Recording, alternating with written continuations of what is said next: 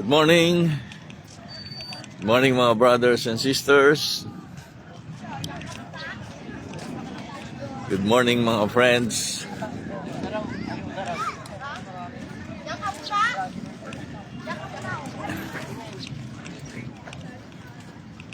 Good morning mga brothers and sisters. Uli ang ating Bible morning walk. Praise God sa panibagong buhay at napahiram niya sa atin at kalakasan, kalusugan, mga blessings na hindi mabibili ng anumang yaman.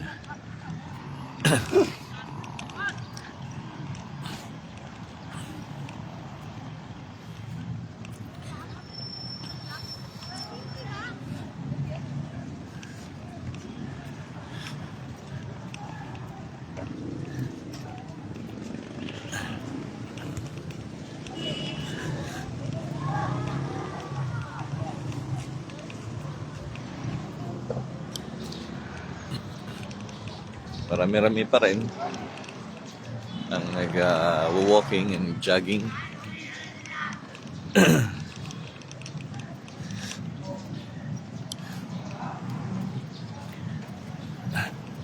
So tuloy po tayo sa pag-aaral patungkol sa mga mahalagang tinagubilin sa atin ng ating Panginoong Hesus, mahalagang utos, important commands. And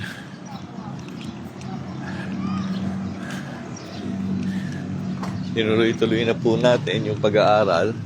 Yan. So dito na ako sa football field. Yung pag-aaral from Luke chapter 12. So from Luke chapter 12, basahin po natin. Verse 13 na po tayo. 13 to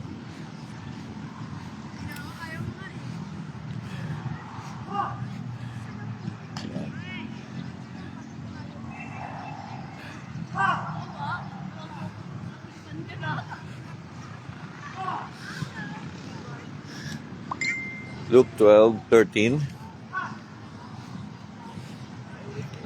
Sinabi kay Jesus,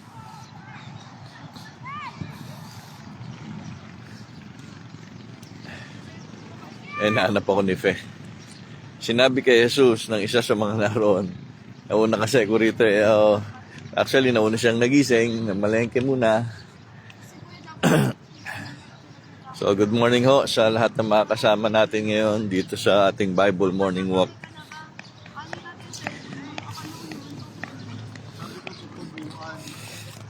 So basahin ko muna yung ating short devotion na panggagalingan ng mahalagang tagubilin ng ating Panginoong Hesus para sa ating mga anak niya. Sa verse 13 ng Luke chapter 12, sinabi kay Jesus ng isa sa mga naroroon, Guro, iutos ka nga po ninyo sa kapatid kong ibigay niya sa akin ang bahagi ko sa aming mana. Verse 14, sumagot si Jesus, sino ang naglagay sa akin bilang hukom o tagapaghati ng mana ninyo? So this concerns about inheritance, no? At walang ano-ano ay biglang mayroong nagtanong ng ganito o nagsabi ng ganito sa ating Panginoong Hesus. Again, these are all those who were following Him, kasama ng mga apostol. Nandun din yung mga Pariseyo na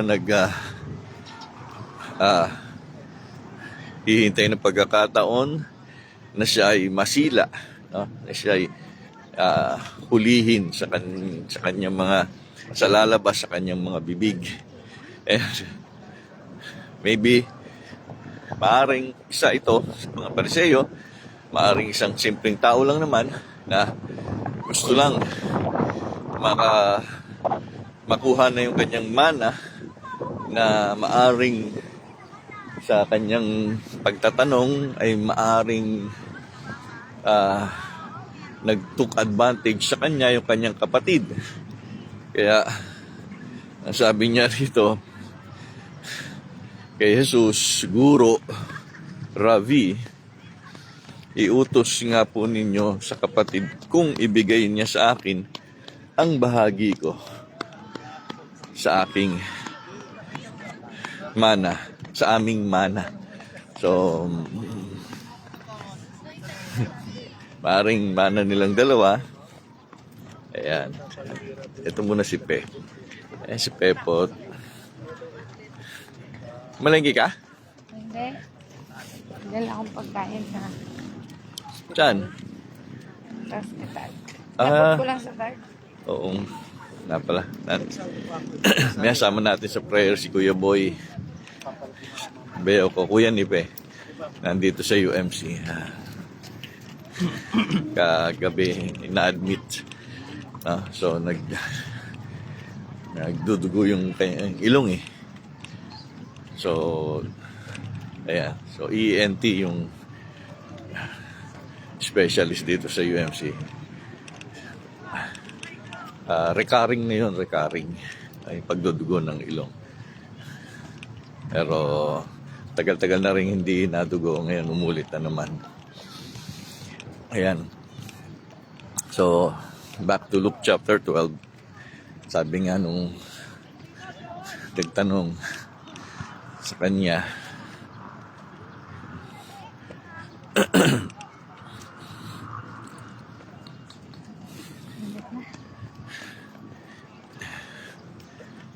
Guro, iutos nga po ninyo sa aking kapatid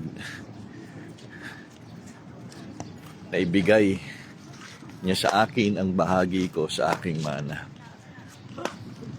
Ngayon, ang response ng ating Panginoong Hesus ay medyo kakaiba. No? Medyo kakaiba. Sabi ng Panginoong Hesus, sino ang naglagay sa akin bilang hukom o tagapaghati ng mana ninyo?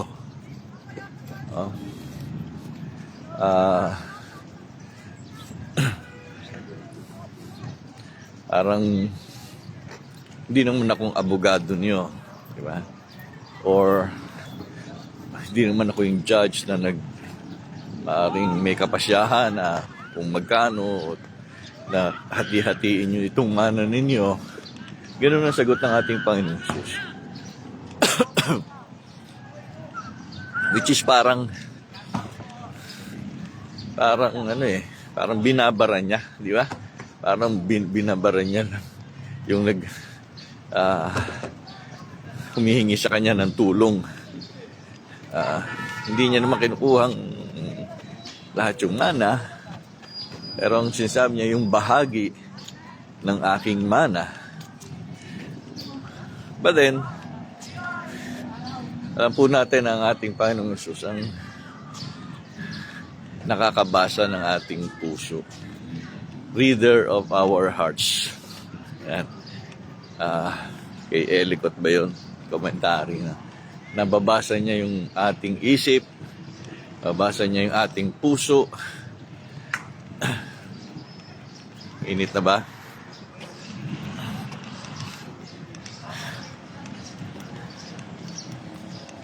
And may reason siya sa kanyang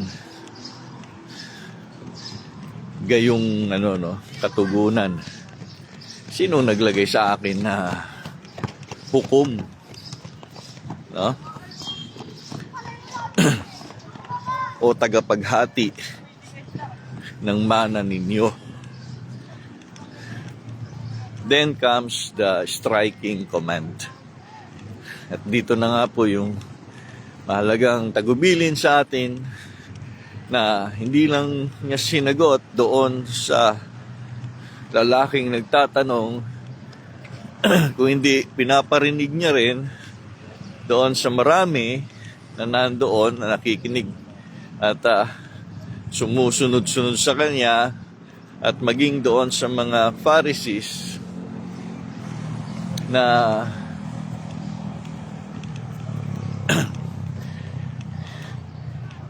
naghihintay ng pagkakataon na hulihin siya sa kanyang mga salita. Yeah. So, kailangan maingat din, no? Maingat tayo kasi may mga gustong mangwasak lang ng buhay.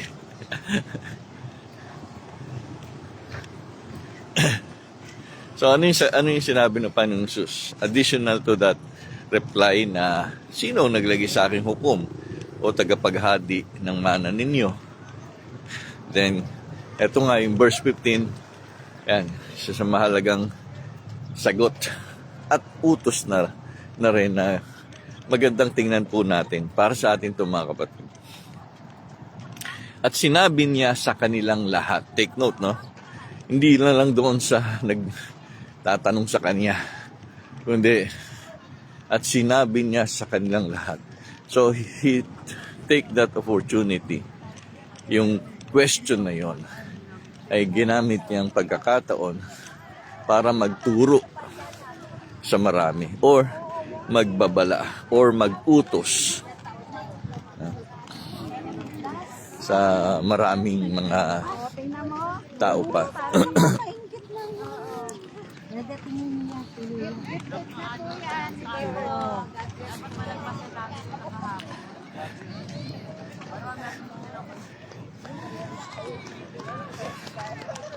So, ano sabi natin, Panginoong Jesus?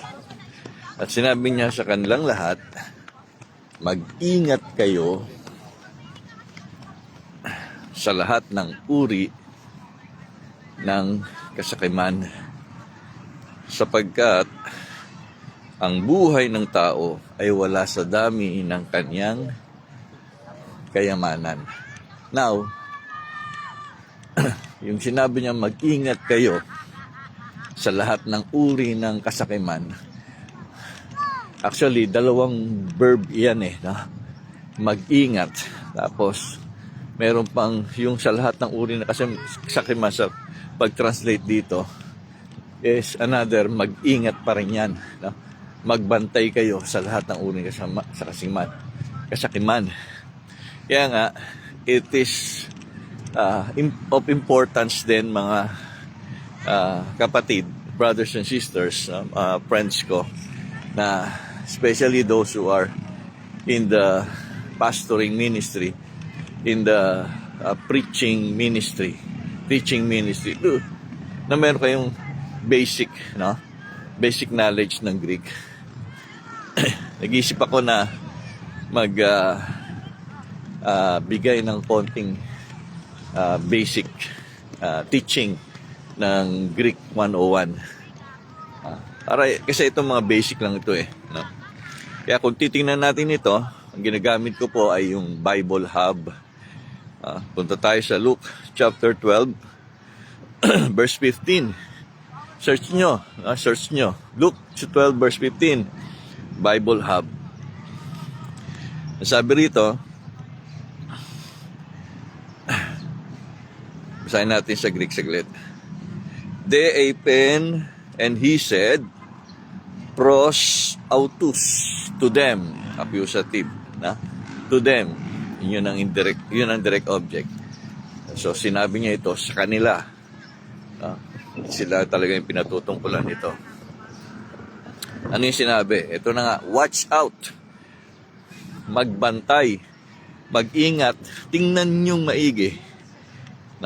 Tingnan niyong maigi. Pag-isipan niyo. Pagbulay-bulayan nyo saglit ito. Yan. Ganyan yung mga synonyms ng horate, ng verb na horate. It's a present imperative active. So that is the first command. Watch out. Yung from hora. Horate, which has in connection with the eyes of seeing, seeing. Horos. So, horate, watch out. Pero sa Tagalog, isa lang, di ba? Mag-ingat kayo sa lahat ng uri ng kasakiman.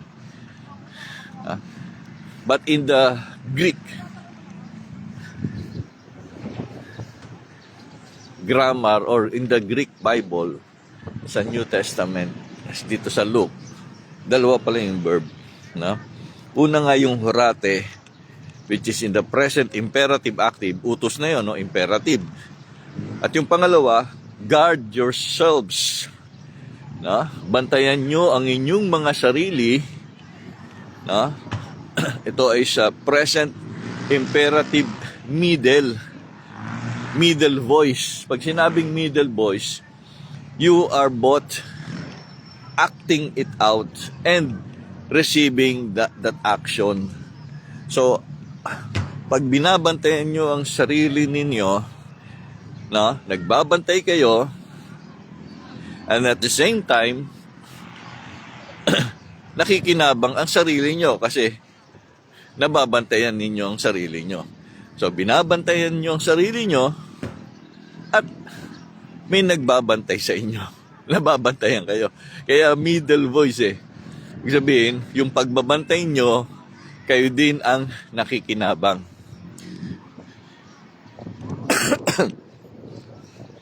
Sa inyo rin ginagawa, no? Yung action na yon. Kaya parang pinagsamang, ano yan eh, active at passive voice, yung middle voice. Utos rin yun, no? Present imperative middle, na sinasabing, guard yourselves. So, mag-ingat kayo, o tingnan nyo itong katotohanan ito, o pag-isipan nyo ito, tapos yung second command, is bantayan ninyong maigi ang inyong mga sarili. Pulasaste. No? Pulaseste. To watch or to be on guard. Diba? Yan yung mga security guard na mapagbantay. Kaya hindi pwedeng you are guarding, nagbabantay ka, na nagse-cellphone ka. Yeah. Hindi pwedeng nagbabantay ka na natutulog ka sa post. Siyempre hindi. Kaya ano yung babantayan nating maigi? Kasi nga sabi nga sa inyo, double ang command ng Panginoong Hesus rito. Ibig sabihin, ganoon tayo pinag-iingat ng Diyos, no? Babala, warning, danger. This is a great danger, no? Parang this is a big one. Yung nangyaring lindol sa Myanmar at Thailand, it's a big one. Sa atin, matagal na rin yun eh, no? Before pandemic pa. Yun nga yung unang pinag-iingat tayo. Hindi natin naasahan yung pandemic, yung COVID. Pero yung lindol na darating, that is a big one or the big one. Dangerous yun. So, tingnan nyo naman kung ilan na yung namatay, no? Sa Myanmar at sa Thailand na gumuhong building na ginagawa pa lang. So, ayan. Ano yun? Pulaseste, guard yourselves. Magbabantay ka, binabantayan mo sarili mo, di ba? Maganda yan, di ba?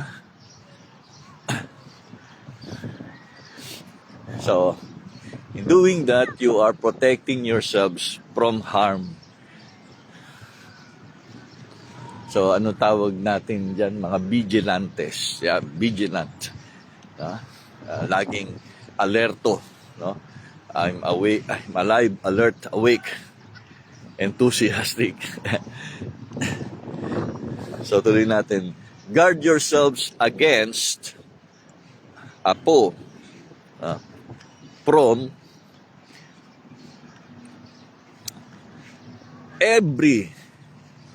every form of greed. So, saan natin babantayan ang ating mga sarili, mga kapatid? Saan tayo mag-iingat?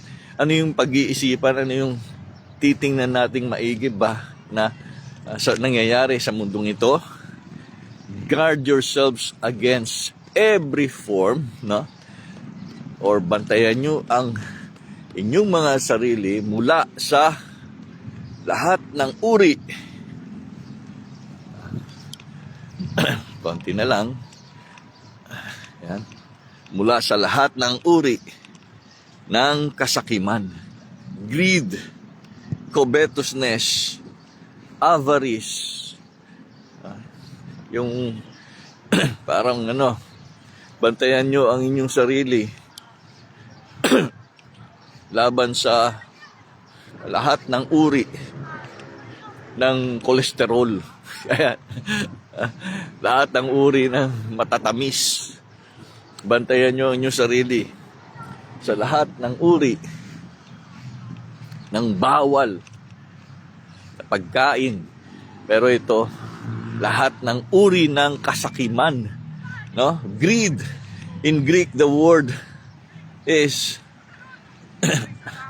pleonexias. Pleonexias. Covetousness. No? In the genitive.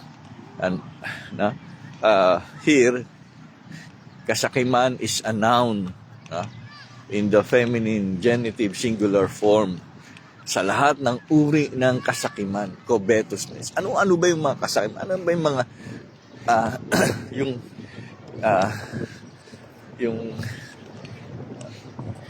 yung gusto mo na, no? Even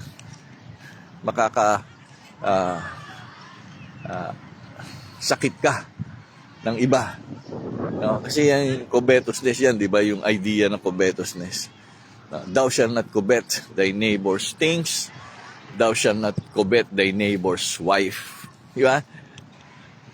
Hindi sa'yo tapos kukunin mo, i-greed yun, no? So sa ibang version nga, thou shalt not covet thy neighbor's wife. So, yung greed na may kasamang lust, may kasamang extreme passion for things that is not yours, that would lead you to corruption, that would lead you to maybe stealing. Kasi hindi siya yun, di ba? So, kaya yung idea ng pleonexias, merong kasamang aggression, no?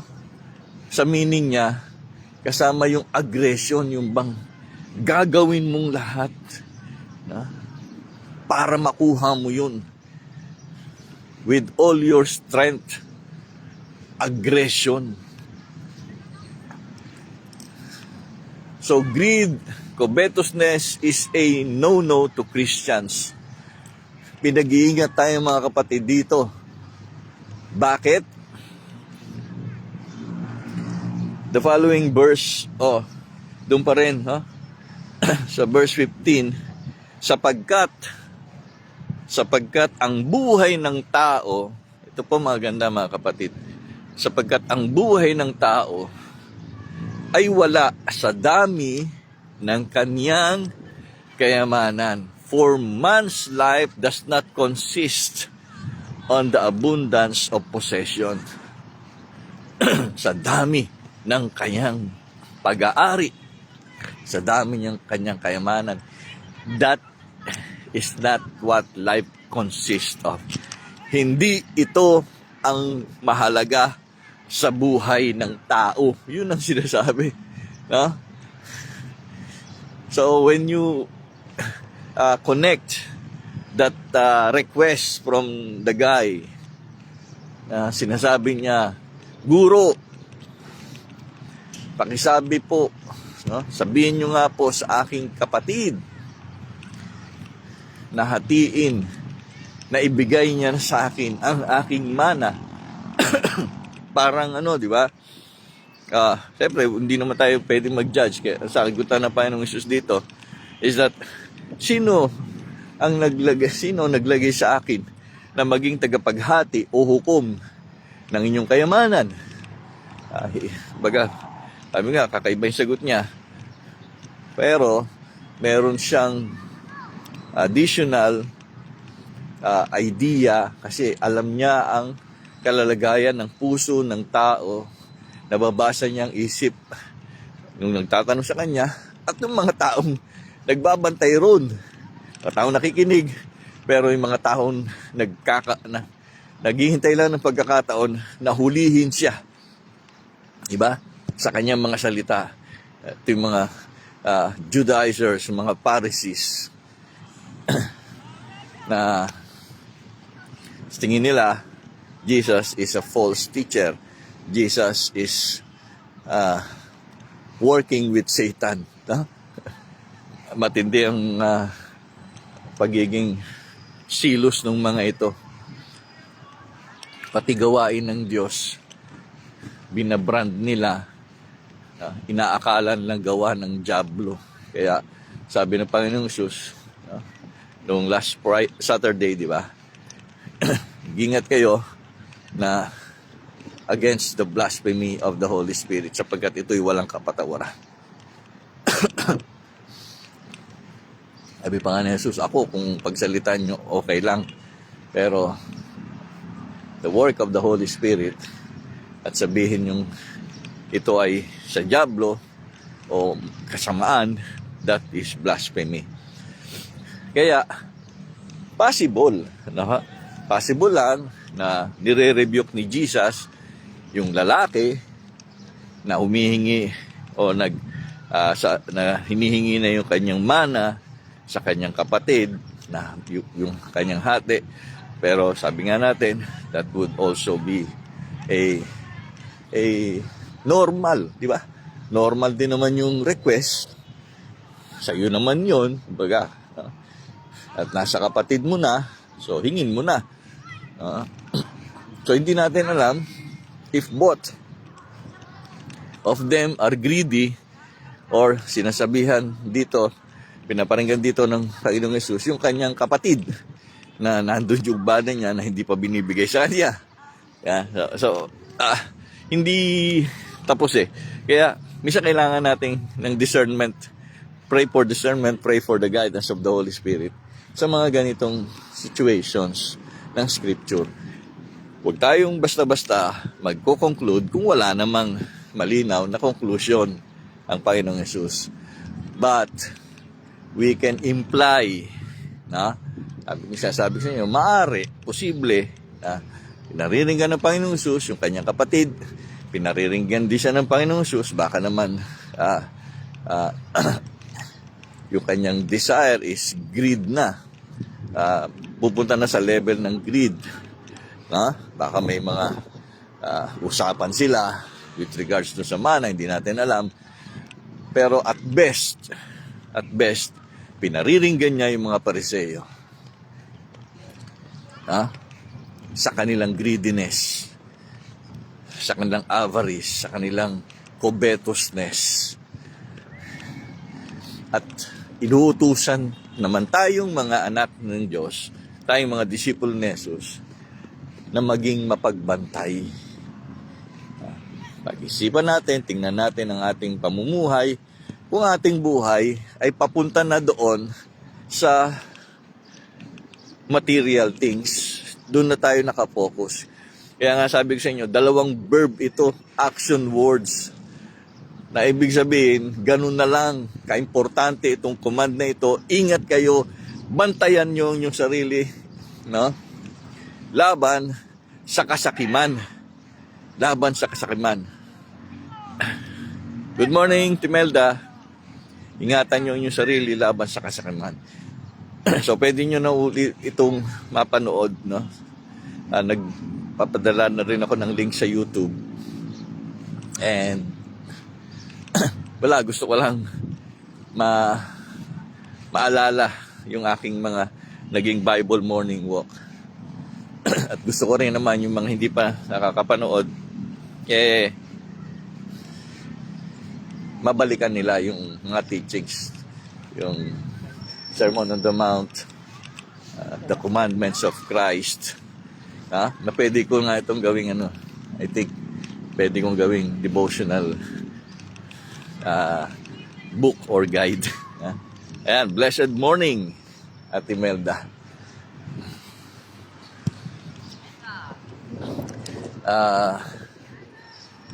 So, yung command na ito to watch out, ingat kayo, bantayan nyo yung sarili, guard yourselves, no? Puleseste, horate, dalawang verb yun. Dito nga lang sa Tagalog ay isa lang, di ba? Mag-ingat kayo, yun lang ang sinasabi na laban sa lahat ng uri ng kasakiman. Kaya pinapaliwanag ko po sa inyong maigi na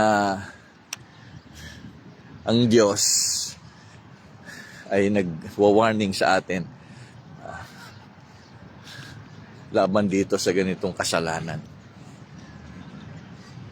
Greediness, kasakiman. Hindi sa'yo, gusto mo pang kunin. No? Same application din. So mag-ingat din tayo sa ating mga iboboto, di ba? Sa darating na eleksyon, if we see forms of greediness in them, wow, ano yun, red flag na yun. If we are seeing any form of greediness doon sa mga tumatakbo sa politiko, no? Ano kung ilan lang ang mailagay mo sa yung balota, hindi ka naman makokonsensya that you are part, na naging bahagi ka sa paglalagay ng isang taong greedy, na ang kanya palang pakay lang ay kurakutin yung kabangyaman, yung tax natin. Sabi nga, imbis na makinabang tayo, parang yan, nagko-contribution tayo eh. Ngayon ako, wala akong sakit, pero yung kapatid natin may sakit, so yung mga contribution natin sa kanya itutulong dapat. Nangyari, wala eh. Yung nangungulekta ng ating contribution, siya ang nakikinabang. So that's a kind of puliseste, greed. At any form of greediness ito. Kahit yung simple lang, kahit sa pagkain nga eh. No? Greedy ka. Matakaw ka. Diba? Kasakiman, katakawan. Diba? Pinag-iingat din tayo dyan ng ating Panginoon sa lahat ng uri ng katakawan. Ayan. Shout out kay guard. Ayan. No? Watch out. Bantay rito eh. Actually, yung mga nakapubad ng damit, bawal dito. Siyempre, lalaki yun. Mga nag-uubad ng t-shirt, pinawisan na, so bawal, pinapalabas. So yun lang, no? May bantay. Ngayon, sabi ng Panginoon, watch or guard yourselves from. Ikaw ang magbabantay mismo sa sarili mo.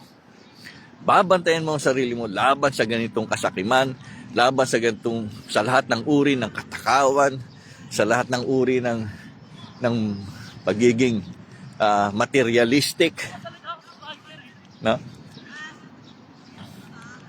Pagkamkam, no? Actually, yung talinghagang sumunod rito, wala na akong time, maring puntahan natin bukas yung parable ng nag-imbak ng kayang kayamanan. Pero para sa atin nga mga kapatid, pinag-iingat tayo ng Panginoon. Bakit? Sapagkat ang buhay ng tao ay wala sa dami ng kanyang kayamanan. Wala sa dami ng kanyang kayamanan. So, hindi nasusukat o hindi ka kumbaga, hindi ka okay na tao dahil mayaman ka, no? Hindi ka masasabing nakuha mo ng lahat sa buhay na ito dahil nakuha mo ng lahat ng kayamanan. Ang sabi rito sa NIV saka NASB. NAB saka New King James. So basahin ko.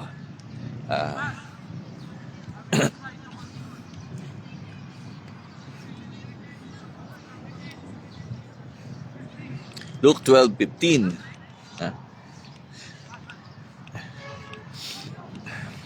Take heed sa New King James and beware. Ayun, dalawa eh. Take heed. So watch out. O tingnan nyo. O pag-isipan nyo ito. And beware. At mag-ingat kayo. Guard. Yes, guard yourselves from. Beware of covetousness. New King James ito. So take heed and beware. Yun yung dalawang verb. Parehong imperative yun. Yung pangalawa nga lang, na-explain ko na kanina, is present imperative middle. Habang nagbabantay ka, gumagawa ka ng act of guarding, ang binabantayan mo, hindi yung kalaban. Hindi, sa basketball, syempre, guard ka. Nagbabantay ka sa kalaban. Pero ito, nagbabantay ka sa sarili mo.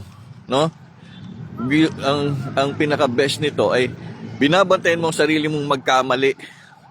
Kumaga ako as I am preaching, binabantayan ko sarili kong magkamali ng aking sasabihin. Kaya hindi lang malaking tulong yung outline, malaking tulong yung nag-aaral ka talaga para alam mo yung tinuturo mo, yung lumalabas sa mga teachings mo ay hindi maling doktrina. Hindi nakikigaya ka lang kasi baka hindi mo alam yung pinagayahan mo, false teacher pala yon. Mali pala yung doctrine ng kinunan mo, no? Ng yung tinuturo sa mga anak ng Diyos. So, that is guarding yourselves from. Babantay ka, binabantayan mo ang sarili mo, binabantayan mo ang sarili mo sa mga mistakes. No? Galing, no? Because sa New King James, for one's life does not consist in the abundance of the things he possesses. Sa NIV, watch out, be on your guard against all kinds of greed. So sa NIV, greed. Sa New King James, covetousness. Sa NIV, life does not consist in an abundance of possessions. Sa New King James, life does not consist in the abundance of the things he possesses. So material things, materialistic na to. Physical na ang ano rito. The things he possesses. Kaya sa dulo nga po nito, ay yun ding binabato sa atin ni Matthew 6:33. Seek ye first.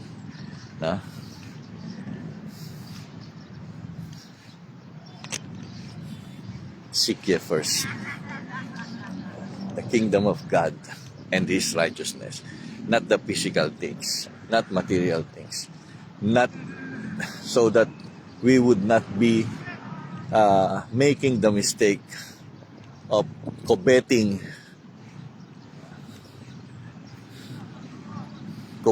others' possessions, coveting others'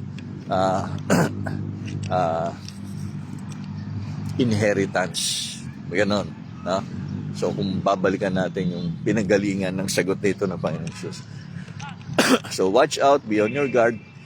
Again, pinaparinggan niya yung mga Pharisees na narito. But at the same time also, nagbibigay siya ng idea doon sa nagtanong na maaaring, di ko alam kung sino sa inyo, no, yung ganid, pero mag-ingat kayo sa ganid. Hindi ko man sinasabing di alam ni Jesus. So, He is reader of hearts. Kaya nga, bakit siya pumunta sa ganito? He might be answering or maaaring nandun din yung kapatid at pinaparinig rin ito ng Panginoon Jesus. Ibigay mo na. No? At at the same time, Para sa atin to mga kapatid. Malaking tulong to sa atin. Na tayo ay merong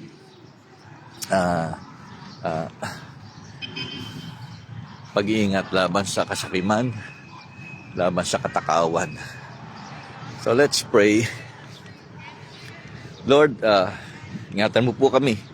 Lord Jesus, Lord God, ingatan po kami laban sa lahat ng uri ng katakawan, sa lahat ng uri ng kasakiman na nakakasakit ng iba, ng aming kapwa. Dahil sa pagawang ito, mga ganitong gawain, wala na yung pag-ibig sa kapwa. Dahil sa ganitong gawain, na ang mga bagay sa mundong ito na aming pinagtutunan pasin, wala na rin yung you shall love the Lord your God in all your heart. Wala na yun eh. In all your mind, in all your soul. Nawawala yun once na napalitan na ng love of material possessions. Greed na nga eh. No? That's, your love is on things, not on God. So doon ka na naka-focus. Kaya Lord, tulungan mo kami na realign kami sa tamang tract.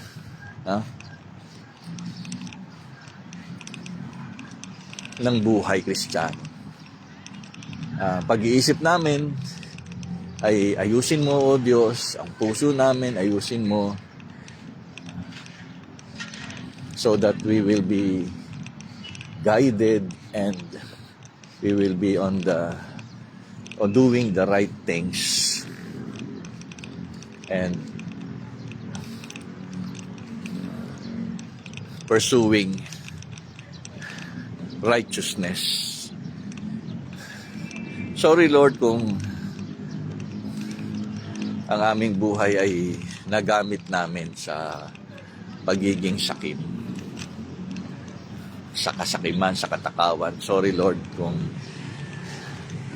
ganoon ang minsan tumatakbo sa isip namin. And in doing that, nineneglect namin ang yung church. Nineglect namin ang mga concerns ng mga kapatid. Sorry Lord.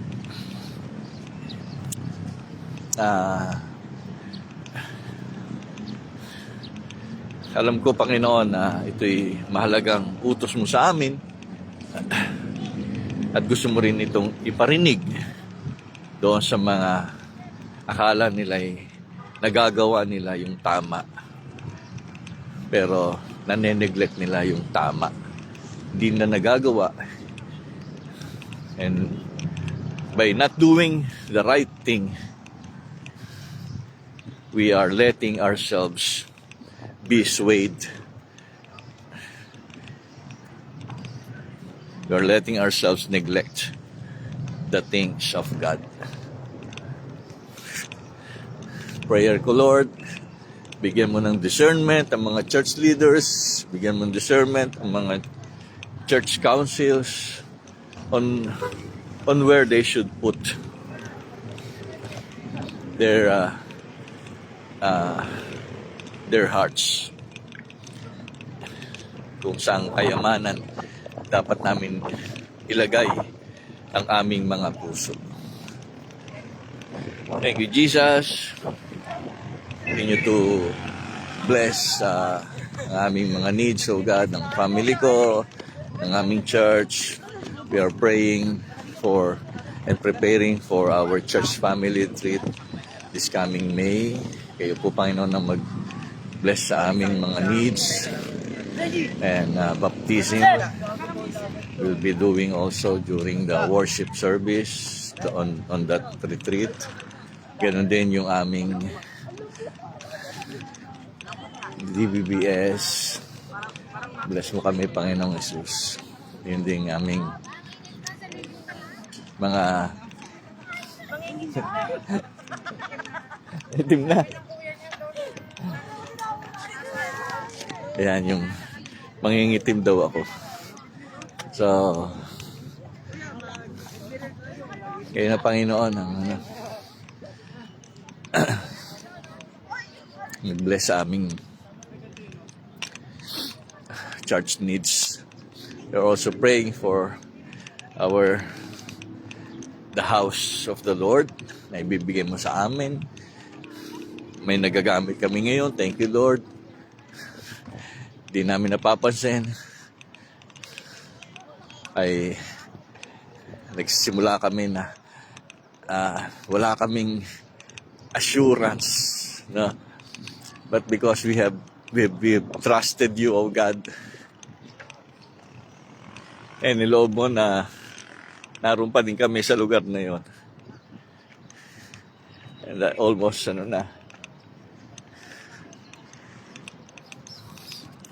months. Thank you, Lord, sa blessing na yun.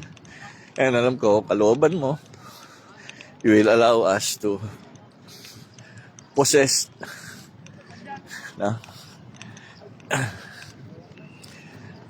yung church building na yun, maging yung property na yun. For life does not consist on the abundance of things that we possess. Pero itong material thing na ito, Lord, ay para sa iyong kalwalhatian. Church mo to eh. So, alam ko, exempted to ron. So, mga bagay na binanal ng Diyos, set apart for the Lord's glory, for the Lord's work. Yun yung ating pinagpe-pray. Yun ang ating dapat ipagpe-pray. Yun ang ating dapat pagbibigyan ng puso ng buhay natin at pag-iisip, pagsisikap. Thank you, Lord. Bless mo din yung Forever Community Church ni Pastor Ben, Elder si Jojo doon, aking kapatid. Thank you, Lord, sa ministry na pinagkatiwala mo sa kanya as an elder. Ganon din ang Oikos Reformed Christian Church dito sa Pilipinas, yung Forever Community Church nasa California, yung Lord, bless mo. Ganon din yung church ni na Pastor Prony Cilia, church ni Brother Dave Laudato,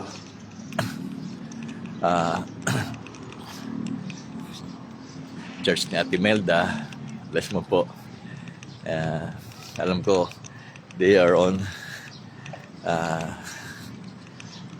the business of church planting and missions. Nakasama nila ako minsan doon sa ministry na yan. Kaya pagpalain mo din po, Panginoon. And yung health nga ni Kuya Boy, tuloy na pinagkakatiwala namin siya. Bigyan mo ng wisdom yung doktor po niya, oh God. Thank you, Lord. Ito yung papuri pa salamat. In Jesus' mighty name. Thank you po. God bless mga brothers and sisters. Estimelda, oh. Ha? Estimelda. Hi! God bless po mga friends.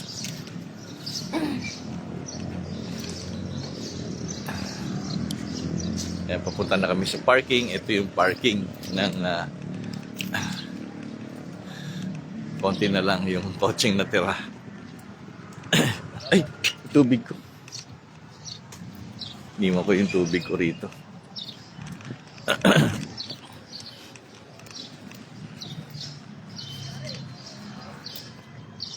Yan. Nature Spring. May commercial pa.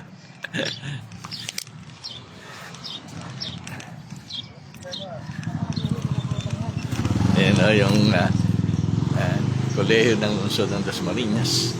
Ito yung harap ng grandstand. Ayun ang aming kotse, yung silver. Okay, see you tomorrow mga kapatid, brothers and sisters. God bless mga friends.